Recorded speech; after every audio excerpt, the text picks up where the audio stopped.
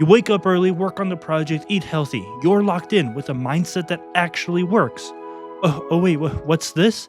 2 weeks later, you're slumped in bed, scrolling for hours with guilt that gives you literal headaches? Come on, brain. I thought you had it figured out. Consistency feels hard, overwhelming, and even kind of random. No matter what mindset that we try to adopt, there's always something that makes us feel tired or disconnected from the goal that we're trying to achieve. We're going to use a psychology blueprint to create better reinforcement cycles, causing consistent action and motivation no matter what situations or goals that you have. My name is Drew, here to help you with your purpose, get past procrastination, and to follow your passion.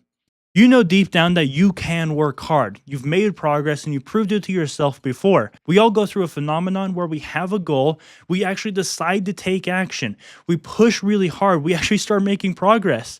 But one day, after a week or two, it all kind of falls apart. All those habits, the discipline and mindset that you gathered feels like a lie. You start to kind of question if you're a fraud, why I even decided to trust myself, because you know that the cycle of motivation followed by burnout happens every single time. There's always some sort of weird thing that happens that stops us from actually being consistent. No matter the content we watch about discipline, habit tracking, or dopamine reinforcement, no matter the mindset we try to gather, there's always something off and it kind of eats at you over time. Traditional productivity advice is so simple, but also one of the most frustrating human experiences of all time.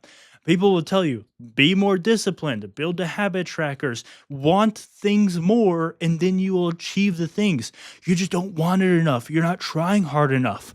And you know how frustrating that actually is to somebody who does want something, but actually can't achieve it? So let's break down why this happens.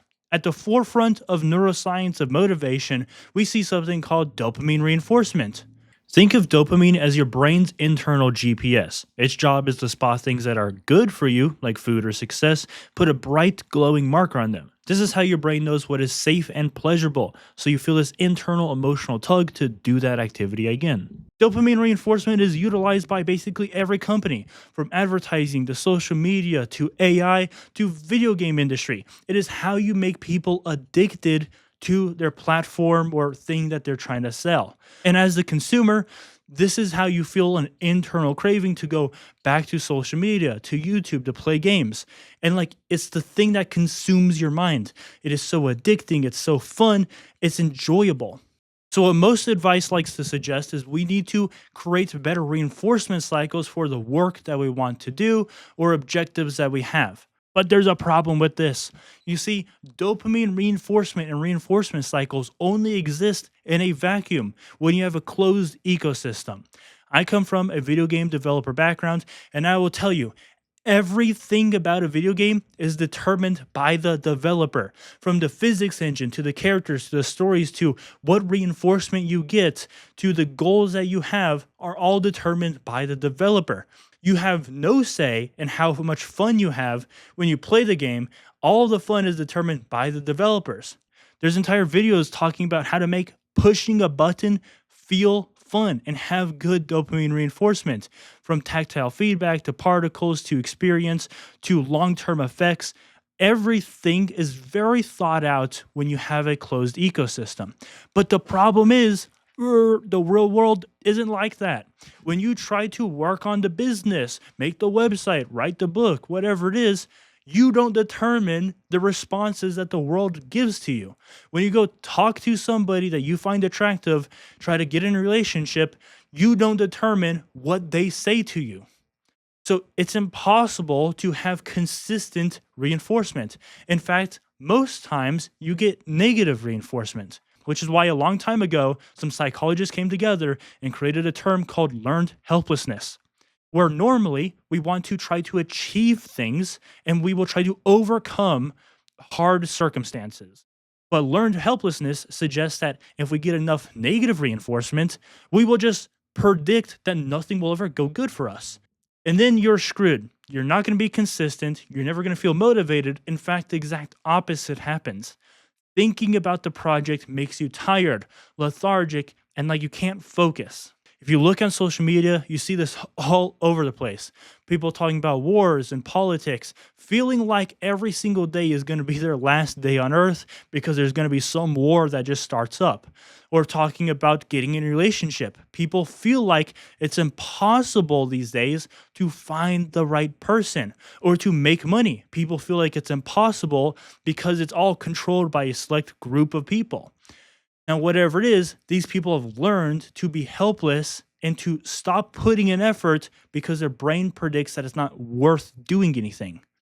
Do I have a solution for you? You see, it is extremely logical to suggest that our emotions, thoughts, and desires lead to actions, right?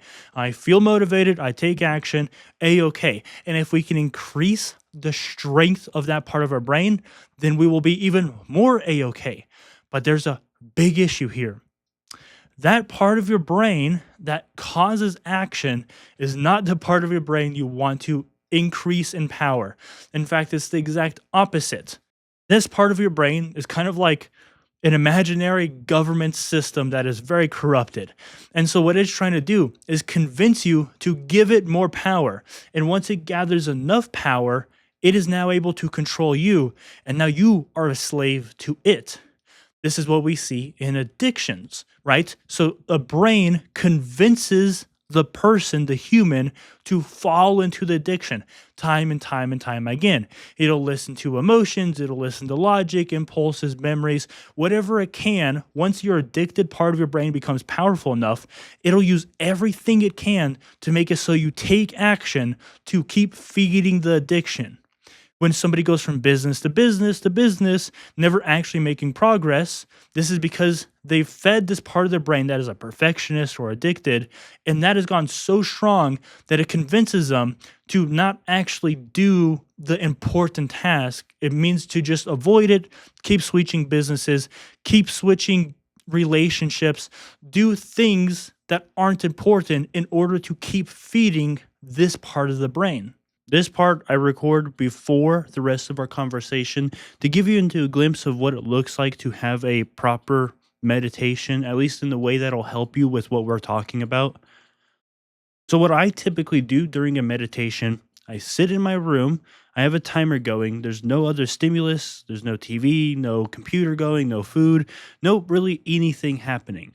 This is so I can quietly listen to just my mind, my thoughts, emotions, and desires. I'll just kind of stare at it and I'll observe what pops up in my mind. And you'll start to realize that you have a lot of impulses, thoughts, and the number one thing you'll realize is that your mind is trying to make you take action. So there's a constant force pulling you to do something, and your mind will go through an entire list of things in order to trick you to do something. So as you sit in an inaction state, your mind creates a ton of friction to make it so you want to take action. This typically starts off by logical thought. Your mind will say, oh, this timer, this is going on for too long. This meditation is going to take up my time. Why should I even do this? Secondly, it's probably going to say something along the lines of like, this is really boring. I could be doing something productive right now. Thirdly, it's going to make you start to feel really tired. It's going to say, you won't be able to do this meditation. There's no point to doing it, so give up right now. And you'll start to realize that your mind comes up with excuses, comes up with thoughts and emotions, and it progressively gets worse, progressively trying to increase the action you take, which I'll explain why that is bad in a moment now. But the first thing you have to do is just simply be aware of what's happening. As time goes on, you will have more and more negative thoughts, emotions, impulses, memories, desires. Your brain will start to think about, oh, I really want to do this business. I really want to go clean my room. I want to go do these things, even if it's something extremely simple, like brushing your teeth or getting up, doing your bed.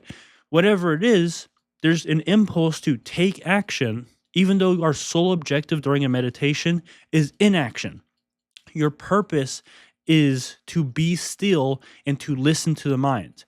And you have to develop an awareness that that is your purpose, and all you're going to do is listen to what happens. Soon, what happened to me is I started having memories of like an old job I used to work. I started having emotions.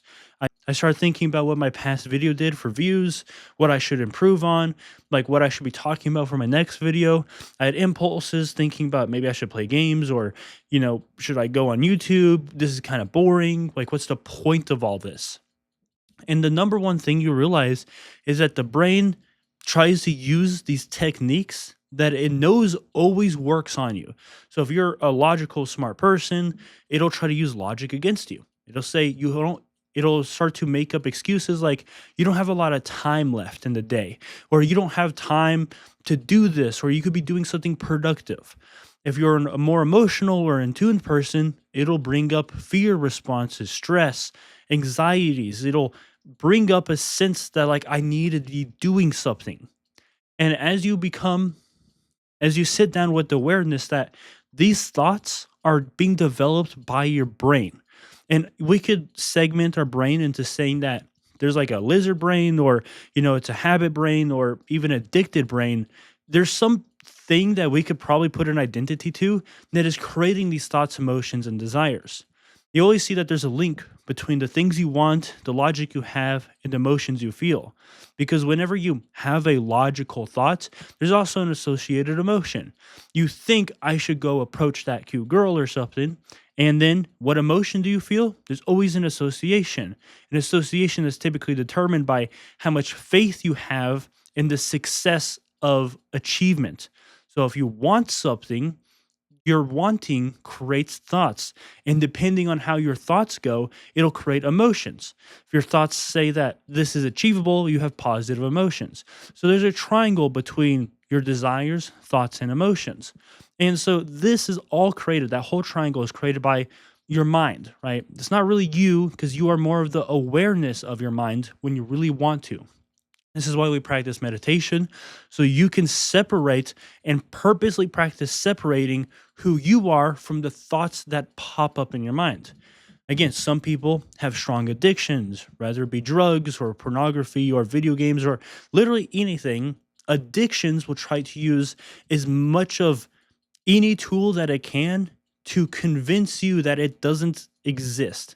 And it's like what I mean by this is that if you have a strong addiction for, let's say, drugs, your mind will try to use everything it can to convince you that you're not an addict. And so it tries to make it so you feel in control. You say, oh, I'm not an addict, or I could handle this, or this is tolerable, or the side effects aren't that bad, or I feel bad when I'm not on the drugs. You'll start to realize that it uses everything to convince you to take action. The most important thing I'm trying to explain that I wish the whole world would know is that action comes from your brain, not you. We can call it a lizard brain, an addicted brain, a habit brain, an evolutionary brain, whatever you want to call it, whatever reason it has to take action. It doesn't really matter, but it's trying to make you take action. It is the part of you that makes the bad habits, that makes you complacent, that makes you lazy, that makes it so you don't make progress in life. It makes it so you're motivated one moment and demotivated the next. And here's how it does it, right? If you always take action, if you're always passionate, that means you always fall for the trap of passion.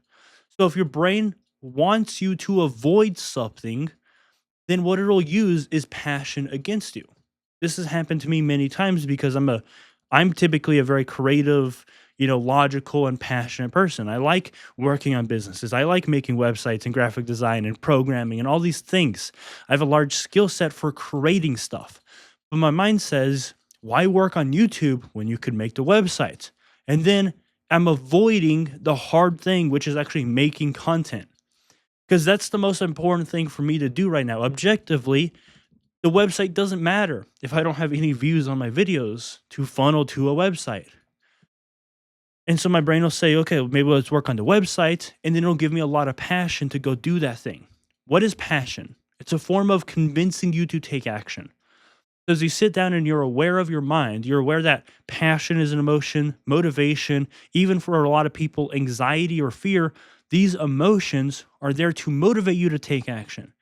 This action comes from your brain, not from you. Because you can sit here, you can try to meditate, and you can have the awareness that you can observe these emotions and thoughts and desires without attaching yourself to them. Attachment is where suffering is going to come from. Often we think if we want better reinforcement cycles or more motivation, we need to be more attached to an outcome, but that's the opposite of what actually happens. You need to become detached from an outcome because the more attached you are to the motions or logic or goals, the worse you end up being because that means you always follow the goals. One of the biggest issues I've ever had is listening to motivational theories or discipline or habit tracking because that means you have to have goals. You have to set goals. But what happens when one week you have a goal to make money, then the next week you're like, oh, making money is really difficult on my mental health. So let me make my goal to be follow my passion or be happy. Now your goals are always changing. It's always changing. And so your actions always change. And then you never make progress on anything at all. I like talking about addictions because it's such a potent form of how strong the mind is, and it's very easy to be aware of the mind's tricks when we see it in somebody else. Let's say that we have somebody who goes to an AA meeting for alcohol and they say, I'm an alcoholic. You wonder, why are they identifying themselves with something so negative? Like, wouldn't that take a bad turn on their mental health? The number one thing that it does work really well at is creating an identity that your logical mind can't really bypass because your logical mind wants you to think that you have the power over the addiction. Because your addicted mind wants you to think that you have the power over the addiction. And it's kind of like a tool that it uses to convince you you have power when it's the one that has power. This is what happens. I've heard funny stories where, not really funny stories, but like a cocaine user will go out and take a lot of cocaine all at once. And they do this because their mind has told them, oh, we're not actually addicted, but if we were addicted, the way we would get out of the addiction is by doing so much cocaine that we would hate cocaine after it because we'd have such a bad experience. Now, in this example, who do you think won the battle? Your addicted mind or your awareness mind? And I'm going to say it's your addicted mind. Your addicted mind created a logical loop that was so smart, it convinced you to fall back into the negative habits because it's convinced you that you have the power. But in all honesty, that had the power. The addicted mind had the power. It convinced you to take action. And so if we want better actions, we want to be more consistent, the number one thing you could do is detach yourself. And so as I sit down, I have goals in myself, I have things I want to achieve. I want my videos to do better. Who wouldn't? But I purposely detach myself from my videos. I don't know how many views my last video got. I don't know if there are comments or anything like that. And I do this, and the way that I do this is very simple. I understand that whenever I have a strong spike of emotion or thought that pops up, I know that this is my addicted or lizard brain trying to convince me to take action. And so I separate immediately the moment I feel emotion and logic and desire, I immediately try to separate who I am from that part of my brain because it's very tempting to make better videos. And here's the way that I kind of think about this, right? If I fall into the cycle of taking action the moment I feel these emotions, that means I'll always fall into the cycle of taking action when I feel emotions. And this is the worst thing that you can do. This is why people switch businesses all the time, business to business to business, go from drop shipping to shoe cleaning to mowing yards to making content to making t-shirts. Or, some people, they go from relationship to relationship. This person did have these attributes. This person had red flags. This wasn't good enough. People switch up all the time because they let their emotions lead their actions. And it's not always super aware that this is happening. This is why I want you to practice this. And so I used to be a video game developer. And one of the reasons why I stopped being a game developer, sadly, was because an anxiety got to me where I always felt like my game wasn't good enough. I struggled publishing it, even though I had a Steam license, even though I had a Google Play license, an Apple license, and all these things, but I couldn't defeat my own mind and my own urges. I always felt like I needed to tweak something, do something, add more levels, add new backgrounds, new characters, do different stuff. Eventually, this project since I was an indie developer, got so big I couldn't really work on it. It became overwhelming and literally it took years to make progress. So eventually, I had to kind of stop working as a game developer and try to focus on what was going on, which then eventually led to me to philosophical and psychology content, which I do now full time. And so you see, the anxiety got to me, leading to a negative outcome. And so I know now that if I do that again, I listen to that anxiety, to the impulses, to the emotions, I will fall into that same cycle with this that I do now. I make content. Maybe I coach people every once in a while. But if I listen too much to those urges, I'm going to fall out of love with this thing, even though I've invested thousands of dollars into it. And that would be the worst case scenario. Anyways, I'm not too sure. I'm not too sure what else to really add to this. So I'll see you guys next time. Subscribe or something. I don't know.